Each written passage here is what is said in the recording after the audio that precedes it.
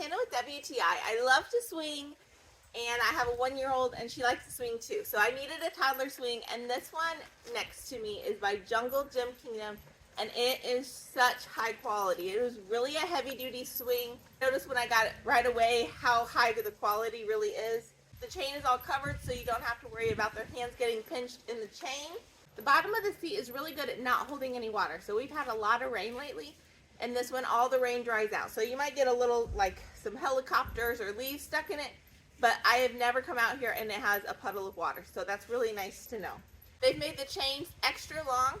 So we didn't need this long of chain because it's on a swing set, but if you were hanging it from a tree or something, you have plenty of leeway. And they have really nice clips attached to it so that it is easy to clip on and off of wherever you're putting it. My daughter is 1.5, and she does perfect in the swing. It reminds me very much of the ones that you see at parks that are there because they need to last a long time, and this one seems just like those. So she has been using this type of swing since she was probably about 6 months.